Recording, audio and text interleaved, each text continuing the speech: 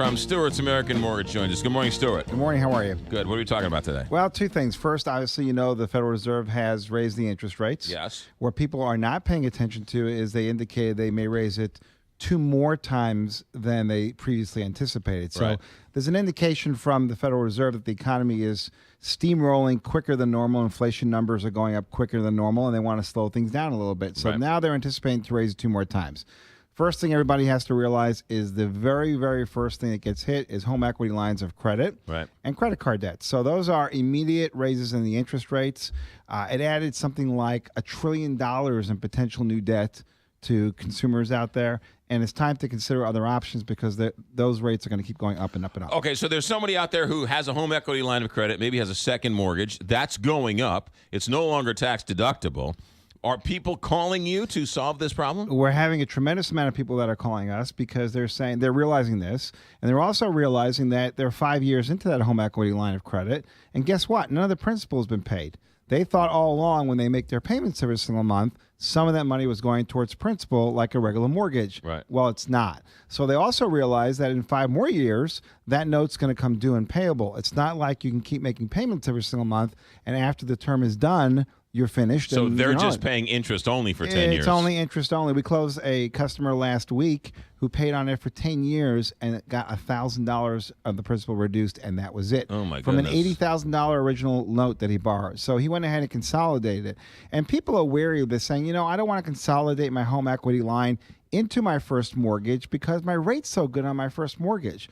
What you need to look at is the total picture. When you look at yourself, you have to look at where you need to be best overall, not what your interest rate now is on your first mortgage. And I'm not trying to sell people on higher rates. You have to look at the whole picture. And many times by consolidating the home equity lines and or the credit cards, especially with the tax benefit, it makes more sense to go ahead and put in your first mortgage. And maybe you have a little bit of higher interest rate, but you've consolidated everything, and so overall, you're paying less per month. Right. I had a customer who, and again, we're not trying to sell people on higher rates, but I had a customer who came in, and his first mortgage rate, which was $150,000 that he owned, was about 3.5%.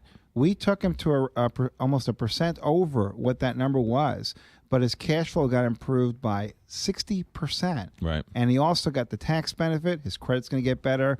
It's a quality of life issue. It's also an overall financial benefit issue. So you have to look at the total perspective. The same thing with the PMI. You may have a low rate. If you're paying that PMI, it's actually a high rate. So you got to examine the total picture. That's actually, you counseled me to do that exact same thing. You counseled me to take a little bit higher rate, but do something with the PMI. I forget what it was. And you walked me down this path, too, and showed me how it made sense to go with a little higher rate to deal with the PMI. It was saving more money, and that's the bottom line at the end of the day. Which is counterintuitive.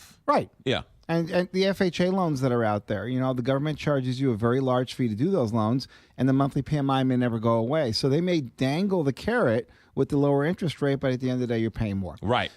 No, that's exactly right. That's exactly what you said to me. Yeah, and so that's one of the issues. The other issue that people have to realize is people think just because a mortgage is being serviced by a local bank or a local credit union doesn't mean that there isn't an opportunity for that bank or credit union to sell that loan in the secondary market.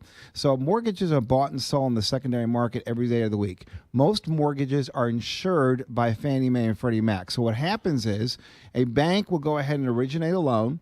They will securitize that loan on Wall Street. Fannie Mae and Freddie Mac will insure that loan. They will retain the servicing so you make the payments to them, but in actuality, it's owned by investors or bondholders from Wall Street. So just because your bank is servicing or a local bank is servicing that loan does not mean that loan will stay there or they actually own the loan. So do not be fearful because the mortgage, you know, your mortgage servicer has changed. The law can't change. The servicing can't change. And with us, you got me to call any time of the day, no matter what challenge comes up. All of these things still with the no fees, right? All of these refinances and everything? Everything still. The bagel loan is still out there. There's absolutely no lender fees. If you borrow more than $150,000 on a refinance, you will not pay title fees, lender fees. No, we will not roll it in. This is the constant question I get. Okay, no fees, but how much do you add to the loan? No fees means no fees. That's what it is. If you're buying a house, no lender fees. You still have to pay the title fees on a purchase, but there are no lender fees. Yes, and you're finding out that more and more people who are buying homes are calling you. Yeah, tons of. I got a call yesterday. Hey, I'm about to lock my rate in with the lender that my real estate agent told me, and I said, "There's no fees." Well, do you have an underwriting fee? No. Is there a processing fee? No. Is there a broker fee? No. I said no fees. No fees means no fees.